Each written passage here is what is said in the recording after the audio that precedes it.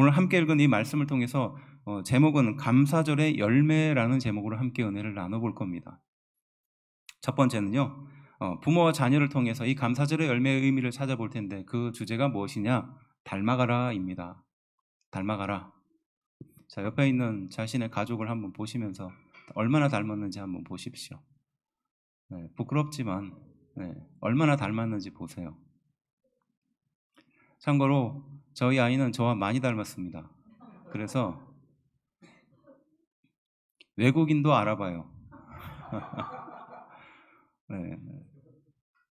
외국에 나가서 마트에 갔는데 알아봐요. 너희 아빠 저기 있지? 이러면서 알아봅니다. 그래서 저희 아이가 교회에 어렸을 때부터 집사님들이나 권사님들 손에서 이렇게 사랑을 받으면서 자라지 않았겠어요? 그러면 집사님, 권사님 혹은 청년들이 저희 아이를 보면서 그렇게 불렀어요. 머리 긴 목사님이다 이렇게 불렀습니다. 근데 저희 아이는 공교롭게도 딸입니다. 그러니까 아들이면 모르겠는데 딸이니까 더 힘들 겁니다. 하지만 그럼에도 불구하고 부모가 자녀에게 영향을 미치고 자녀는 부모를 닮는다는 것은 어떻게 보면 운명적인 겁니다. 우리 아내가 얘기하죠. 못된 것만 남편 닮았다고. 그렇지 않아요. 못된 거 다 닮았습니다. 하지만 좋은 것도 닮아갑니다. 부모와 자녀의 관계에 있어서 가장 중요한 첫 번째 교훈은 닮아가는 겁니다. 닮아가는 것을 우리가 놓치기 쉬운데요. 굉장히 중요한 거예요. 왜냐하면 아기는요, 생후의 1, 2개월부터 30cm의 거리에 있는 사람의 얼굴을 구별하기 시작합니다. 태어남과 동시에 거의 그렇다는 거예요. 이게 엄마 얼굴인지 아빠 얼굴인지 누구 얼굴인지 안다는 거예요. 30cm 거리 안에. 그리고 3개월부터 뭘 알게 되느냐 하면 표정을 구별할 수 있게 된다는 겁니다. 그래서 화난 표정인지 기쁜 표정인지 슬픈 표정인지 아이가 구별한다는 거예요. 근데 우리 엄마 아빠의 얼굴은 자기 얼굴을 스스로 거울 보기 전까지 잘 모르잖아요. 저도 가끔 제 얼굴 보면 막 깜짝 놀라거든요. 얼굴이 어떻게 이렇게 굳을 수가 있는가. 저는 굉장히 기분 좋은 상태인데 남들은 제 얼굴을 보면서 굉장히 슬픈 상태인 것처럼 그런 경우가 많잖아요. 얼굴이 굳어져 있는 상태로 그냥 살아가는 겁니다. 그런데 무의식적으로 우리 자녀에게 생후 3개월부터 우리 자녀는 그 부모의 얼굴 표정을 구별한다고 하는데 그 얼굴 표정을 배운 거예요. 닮아간 겁니다. 그래서 책에 나온 얘기예요. 유년기에는요, 기본 습관과 예절과 도덕을 배웁니다. 그래서 부모는 반복하고 계속해서 모범을 보여서 지도합니다. 그래서 아이의 기본적인 사고력과 행동 방식이 바로 유년기 때 형성되는 거예요. 그리고 청소년기에는 무엇을 배웁니까? 자율과 책임과 비판과 인간관계를 부모님을 통해서 배웁니다. 부모님의 말과 부모님의 행동을 통해서 이 인간관계의 폭을 넓혀간다는 거예요. 그래서 자녀를 통해서 대화와 토론이라는 방법을 통해서 이 아이들에게 양육하고 훈련하는 겁니다. 그래서 독립적인 판단과 선택할 수 있는 어떤 힘과 능력을 길러주는 게 부모의 역할입니다. 그리고 또 성장기는 뭡니까? 성인이 되고 나서죠. 인생의 경험과 조언을 부모의 역할에서 지지해 주는 거예요. 그래서 멘토나 혹은 동반자의 역할을 하는 겁니다. 예전에는 엄마나 아빠가 한없이 커 보이고 그랬는데 이제 19살, 20살 되니까 엄마 아빠 어깨가 무거워 보이고 또 엄마 아빠가 그렇게 큰 사람이 아니었구나 이렇게 느끼잖아요. 그래서 이제는 지지자와 동반자가 되어가는 관계입니다. 하지만 완전한 독립을 지지하도록 또 필요시 조언과 격려를 해주는 관계로 바뀌게 되는 겁니다. 그래서 부모와 자녀의 관계는 영원히 배움과 또 이 서로 닮아가는 관계라는 것을 우리는 이 소위 말해서 세상의 책들을 통해서 알 수 있어요. 근데 함께 이 볼 말씀 요한복음 5장 19절은요. 예수님이 이런 이야기를 하십니다. 사람들 앞에서 한 얘기예요. 요한복음 5장 19절입니다. 그러므로 예수께서 그들에게 이르시되 내가 진실로 진실로 너희에게 이르노니 아들이 아버지께 하시는 일을 보지 않고는 아무것도 스스로를 할 수 없나니 아버지께서 행하시는 그것을 아들도 그와 같이 행하느니라 라고 말합니다. 그러니까 예수님이 당시에 사람들이 많이 사용하는 말을 인용해서 내가 아들로서 하나님의 아들로서 이 세상에 왔는데 내가 하고 있는 모든 행동은 아버지께 배운 것이다 이렇게 말씀하는 거예요. 물론 성부와 성자의 관계를 설명하면서 이렇게 설명하셨지만 저는 이것을 조금 더 넓게 확대하고 싶은 겁니다. 당시 아들과 아버지의 관계는 무엇이겠습니까? 지금이야 여러분들은 학교를 통해서 아니면 인터넷을 통해서 주변의 친구들을 통해서 배우잖아요. 근데 당시에는요, 배움의 유일한 대상이고 그리고 그 배움의 가장 중요한 기준이 누구였느냐? 아버지였어요. 가장이었습니다. 어디에 가서 학교에 가서 배우는 게 없었어요. 그러니까 가장 먼저 배우고 가장 끝까지 배우는 대상이 아버지였습니다. 가장이었어요. 또 어머니였어요. 그러니까 이 아버지로부터 절대적인 영향과 가르침을 받았던 게 당시의 사회의 환경이었거든요. 예수님은 그 이야기를 하시는 겁니다. 그래서 아들이 아버지의 일이 아니고서는 스스로 할 수 있는 게 없다는 거예요. 그러니까 아들이 하고 있는 모든 행동은 누구로부터 영향을 받은 것이다? 아버지로부터 영향을 받은 것이다. 그래서 아들은 모든 걸 아버지에게 배운다, 이 말씀을 예수님이 하신 겁니다. 그러니까 배우지 않는 것을 행하는 자녀가 없습니다. 뭘 배울까요? 누구에게 배울까요? 그것은 부모를 통해서 배운다는 겁니다. 부모의 말과 부모의 행동과 부모의 습관과 부모의 그 무언의 몸짓과 그 행동과 그 모든 가치관을 바로 자녀는 배운다는 거예요. 그리고 닮아간다는 것입니다. 그래서 초등학교 학생들 부모님의 모습을 우리 많이 그리잖아요. 초등학교 저학년 아이들이. 그런데 요즘 초등학교 저학년 아이들이 부모님의 얼굴을 어떻게 그리느냐? 옆모습으로 그린다는 거예요. 옆모습으로. 왜? 늘 핸드폰을 보고 있으니까.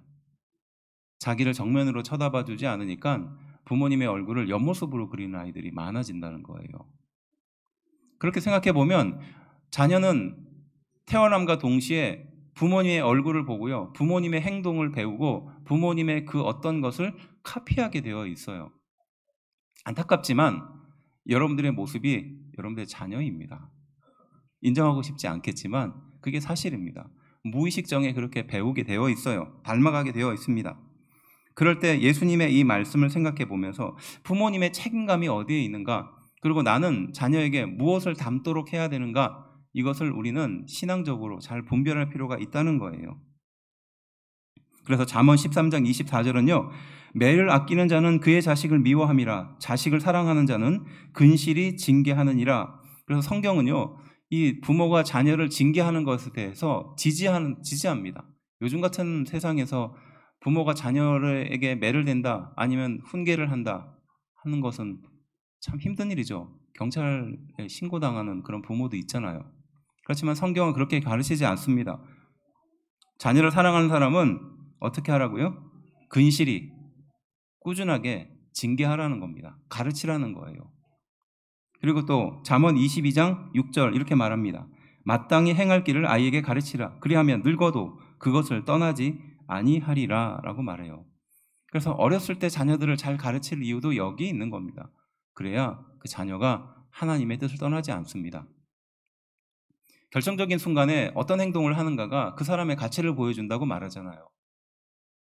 신앙생활 잘하는 것처럼 보이고 또 교회도 빠지지 않고 잘 드리는 것처럼 보이고 또 기도할 때 딴짓하지 않고 그런 걸 보면서 부모님은 뿌듯해합니다. 하지만 이 아이가 진짜 하나님을 알고 있는가, 진짜 하나님의 은혜로 살고 있는가, 근데 이건 다른 문제거든요. 그런데 부모님이 기억해야 할 것은요, 여러분들이 부모님이 결정적인 순간에 어떤 선택을 하는가가 결국 여러분의 자녀가 따라야 할 일이거든요.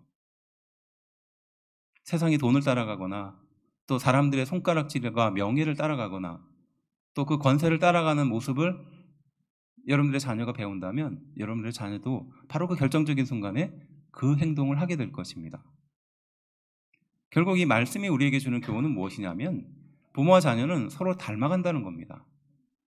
부정할 수 없지만 얼굴을 닮아가는 수준을 넘어서 인격을 닮아가게 되고요. 또 그 가치를 닮아가게 되어 있습니다.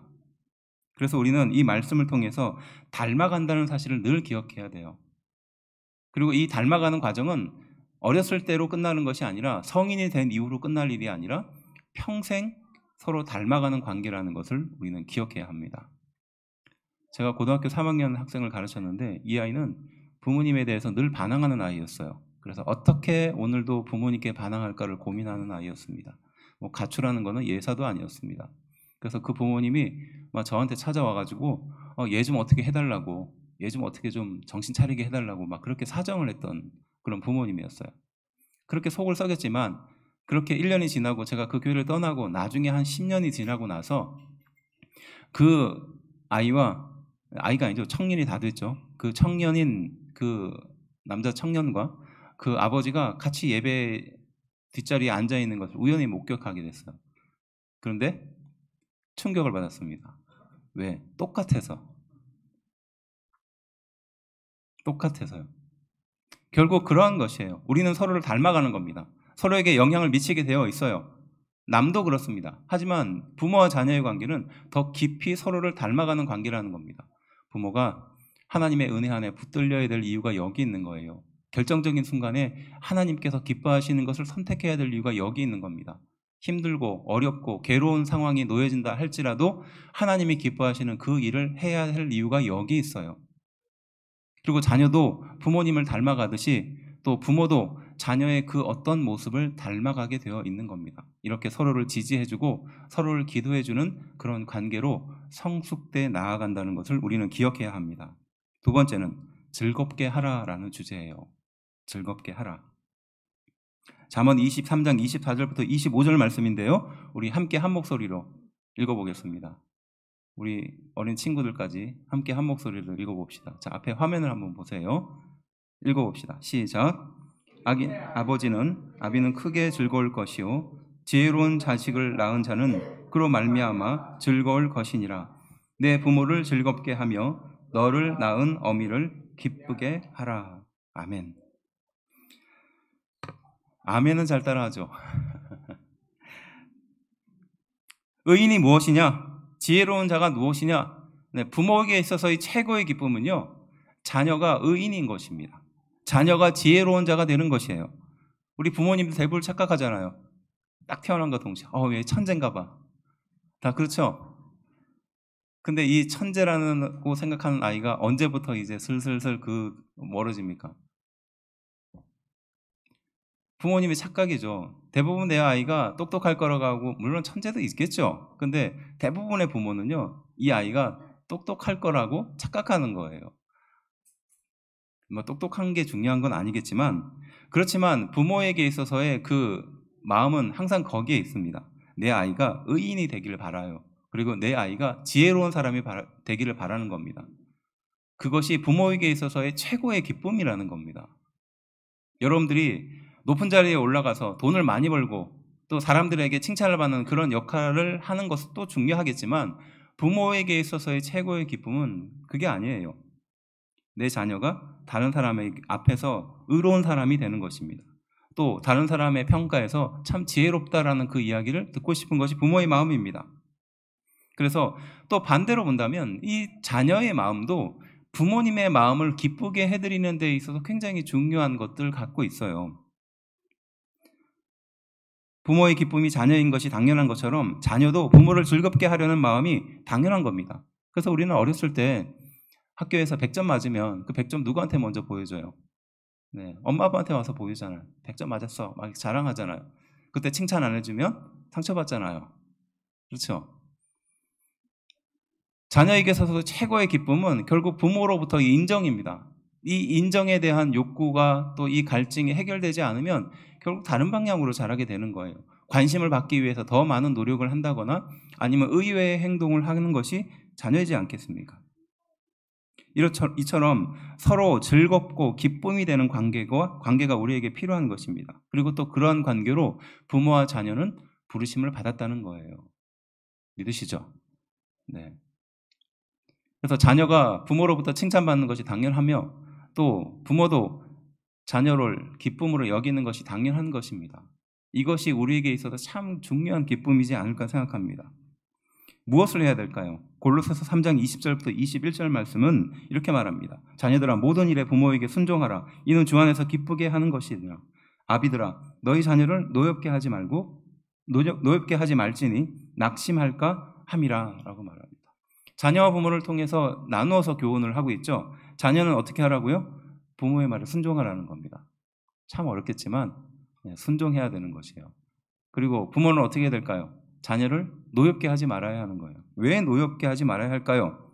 자녀는 무엇으로 노엽게 될까요? 상처를 받을까요? 좌절을 하게 될까요? 반항을 하게 될까요? 분노를 일으키는 행동을 하게 될까요? 그것은 부모의 과도한 통제, 또 비난과 꾸중, 부당한 기대, 혹은 일관성이 없는 가르침, 또 혹은 무관심과 방치가 자녀로 하여금 노엽게 하는 것이에요. 결국 자녀와 부모는 서로 순종하며 서로 노엽게 하지 않는 관계로, 기쁨을 나누는 관계로 불러주셨다는 말씀입니다. 근데 이것이 잘 될까요? 잘 안 됩니다. 잘 안 되죠. 오늘 굉장히 컨디션이 좋아요. 컨디션이 좋았는데 우리 아이가 밥을 먹다가 밥을 흘렸어요. 그 반찬을 엎었습니다. 그러면 어떻게 하죠?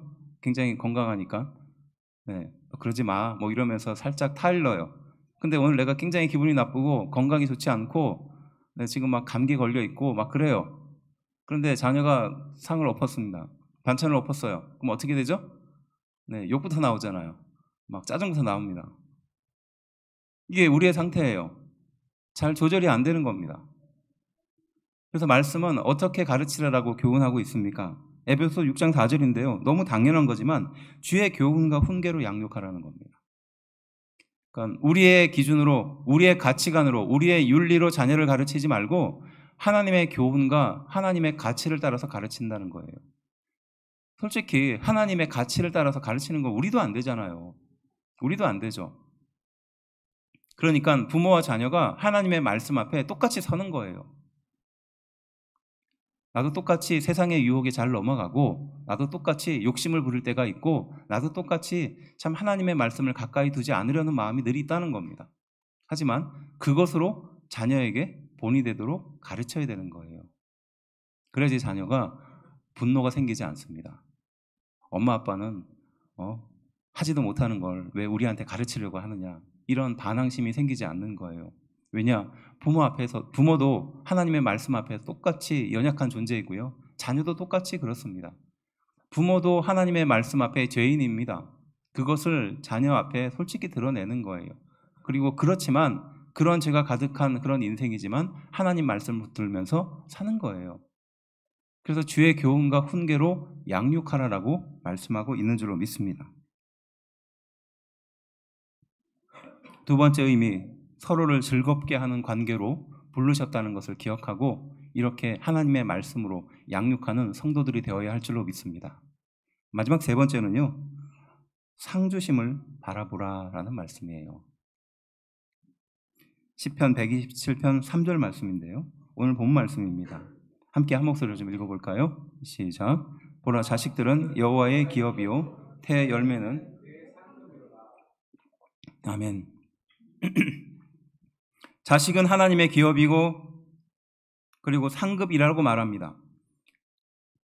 자, 이 시편 127편 3절 말씀은요, 이 앞절들과 뒷절들을 좀 연결하면 이 말씀이 조금 더 선명해집니다. 무슨 내용을 담고 있는지 제가 간단히 말하면요, 1, 2절에는 이렇게 나옵니다. 여호와께서 집을 세우지 않으면, 또 여호와께서 성을 지키지 않으면 헛되다, 이것으로 시작합니다. 그리고 일찍 일어나고 늦게 눕고 수고한다고 할지라도 다 헛될 것이다 라고 말해요. 이게 1, 2절의 내용이에요. 그렇지만 여호와께서 그의 사랑하는 자에게는 잠을 준다라는 거예요. 잠을 준다는 건 뭐죠? 평안함으로 인도해 준다는 거예요. 하나님이 집을 세우지 않으면 의미가 없고 성을 지키지 않으면 성도 지킬 수 없으며 너희가 아무리 아침에 일찍 일어나고 늦게 자고 열심히 노력한다 한들 다 헛되게 돌아갈 것이라는 겁니다. 너희가 대학교를 나오고 좋은 직장을 얻는다 할지라도 좋은 결과를 얻을 수 없을 것이라는 거예요. 헛되게 될 것이라는 겁니다. 하지만 하나님께서 지키는 그 사람은 평안한 잠을 자게 될 것이다 라고 교훈하는 겁니다. 우리가 대학교를 졸업하고 또 대학원까지 졸업해서 좋은 직장을 얻어가지고 사람들의 그 인정을 받으면서 열심히 돈을 모으고 또 가치 있는 일을 하잖아요. 그런데 어느 날 그것이 다 사라져버린다면 그 수십 년간의 노력이 다 제로가 되는 것이죠. 뭐가 같다고요? 지금 이 말씀과 같다는 겁니다. 하나님께서 지키시지 않으면 안 된다는 거예요. 그러니까 너희는 허무한 데 인생을 붙들고 있지 말라는 겁니다. 하나님이 진정한 잠과 평안함을 주신다. 먼저 이렇게 교훈하는 거예요. 그리고 이 읽은 뒷구절은 뭐냐 하면 자식은 장사의 수중의 화살이고 성문에서 원수와 만날 때 너희에게 힘이 될 것이다. 이렇게 말하는 거예요. 이게 4절과 5절 뒷부분이거든요. 정리하면 뭡니까? 하나님이 지키지 않으면 세상은 다 헛되게 돌아간다는 겁니다. 하지만 그 중에서 유일하게 너희에게 힘이 되는 어떤 존재가 있는데 그게 누구다? 자녀라는 거예요. 그래서 비유하는 겁니다. 장사의 수중에 화살과 같다는 거예요. 그러니까 힘센 장수가 그 가지고 있는 화살과 같은 거예요. 힘이 된다는 거죠. 그리고 너희가 원수를 만났을 때 바로 너희의 자녀가 힘이 된다는 겁니다. 그리고 이거 중간에 함께 읽은 말씀, 보라 자식들은 여호와의 기업이요 태의 열매는 그의 상급이다 라고 말하는, 이게 무슨 의미를 담는 겁니까? 너희의 자녀를 그렇게 하나님이 기뻐하시는 그런 자녀로 잘 키우고 양육하라는 겁니다.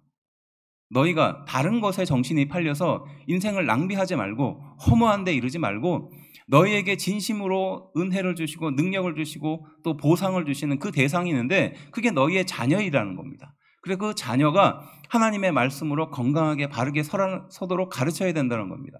그를 통해서 하나님은 너를 칭찬하실 것이며 너에게 상급을, 그러니까 보상을 줄 것이다 라고 말씀이 교훈하고 있는 거예요.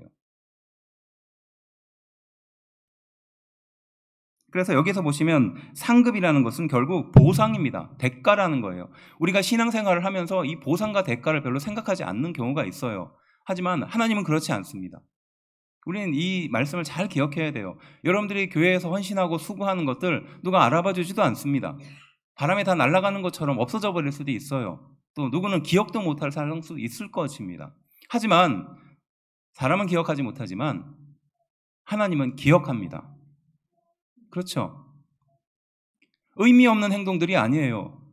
여러분들의 부모님들이 아침 이른 시간부터 저녁 늦은 시간까지 그렇게 수고하고 노력하는 그 모든 헌신과 기도들을 하나님은 기억하신다는 것입니다.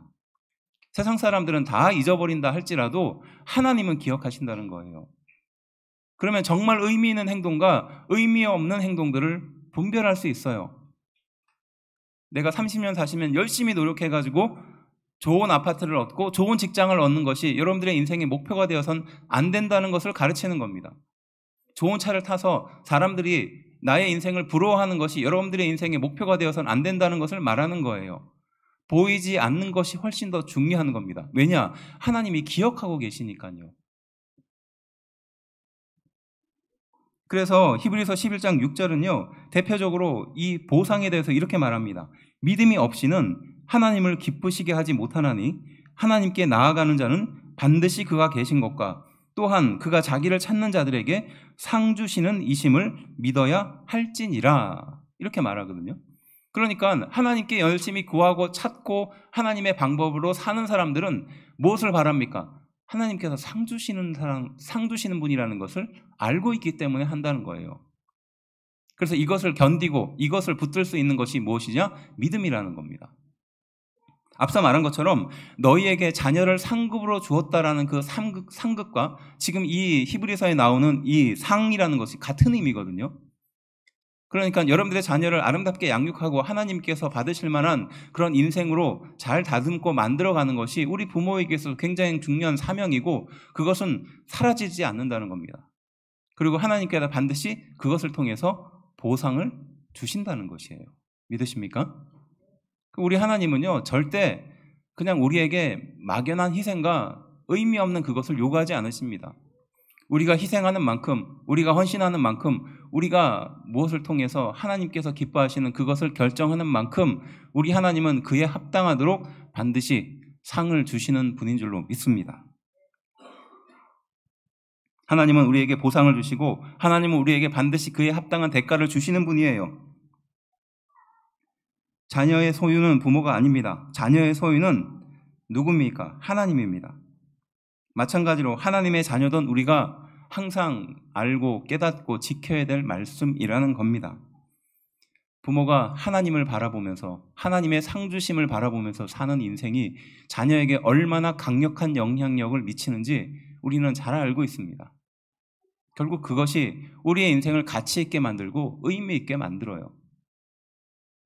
저의 목회의 경험을 돌아보면요, 정말 사람들의 칭찬을 받는, 이름만 들으면 알만한 그런 사람도, 또 유명한 사람, 또 어떤 사람은 그의 학업이나 그의 성취가 너무나 대단해서 외국에 있는 사람들도 알만한 그런 사람도 있어요. 또 돈이 많은 사람도 만나봤습니다. 근데 그 많은 사람들을 만나면서 안타까움이 드는 사람들이 있어요. 그 많은 것들에도 불구하고 안타까움이 드는 것이 있어요. 무엇일까요? 의미 없는 것에 인생을 쓰고 있었던 겁니다. 알아봐 주지 않는 것에 시간을 낭비하고 있는 거예요. 영원하지 않는 것에 인생의 대부분을 사용하는 것이에요. 하지만 우리는 이 말씀을 통해서 이 내용을 다시 한번 깨닫게 됩니다. 부모와 자녀는 서로를 닮아가는 겁니다. 이 닮아가는 것은 서로를 닮아가는 것과 동시에 하나님을 닮아가는 것이에요. 우리를 인도해 주시는 그 예수님의 모습을 닮아가는 것입니다. 부모의 최종 목표는 결국 예수님의 모습을 닮아가는 것인 줄로 믿습니다. 또 무엇을 해야 됩니까? 서로를 즐겁게 하고 서로에게 은혜와 도움을 나누는 관계가 되어야 해요. 어느 기준으로? 하나님의 말씀의 기준으로 훈계와 양육의 관계가 되어야 합니다. 평생 동안 그러한 관계로 우리 부모와 자녀를 불러주신 줄로 믿습니다. 마지막으로 이 부모와 자녀는 하나님을 바라보며 그 상 주시는 일을 바라봐야 하는 줄로 믿습니다. 그것이 우리의 인생을 정말로 가치 있게 만들고 값어치 있게 만드는 인생이라는 것이에요. 이유는 알 수 없으나 그 사람이 대단한 능력을 소유한 것도 아니고 또 사람들에게 존경을 받을 만한 그렇게 학식을 갖추지도 못했는데 이상하게 그 사람 옆에 있으면 알 수 없는 평안함이 있는 사람이 있어요. 무엇일까요? 하나님이 그 인생을 붙드는 사람입니다. 이상하게 말로 설명할 수 없지만 대단한 것을 갖추지 못했지만 그 사람이 하고 있는 모든 일은 대단해 보이는 사람이 있어요. 무엇입니까? 하나님이 그를 인도했기 때문이에요. 여러분들의 자녀는 바로 그런 사람을 닮기를 원합니다. 또 그런 사람을 찾기를 원해요. 그리고 그런 사람이 바로 여러분들 부모가 되어야 할 것입니다. 오늘 이 말씀의 의미를 생각하며 우리에게 감사절의 열매가 무엇인지를 다시 한번 돌아보게 되는 우리 귀한 성도들이 되기를 주의 이름으로 축원합니다. 감사라는 것은요, 지난 한 해 동안 나에게 주신 모든 것이 하나님의 것이라는 것을 인정하며 그것을 감사하는 날입니다. 내 능력으로, 내 실력으로, 내 지혜로 살아온 것이 아니라 하나님의 은혜로, 하나님의 능력으로, 하나님의 지혜로 지금까지 살아왔음을 고백하는 감사절인 줄로 믿습니다. 이 감사를 서로 나누는 그런 성도들이 되기를 주의 이름으로 축원합니다. 감사절의 귀한 열매를 돌아보며 다시 한번 감사를 새기는 우리 귀한 성도들이 되어야 할 줄로 믿습니다. 기도합시다.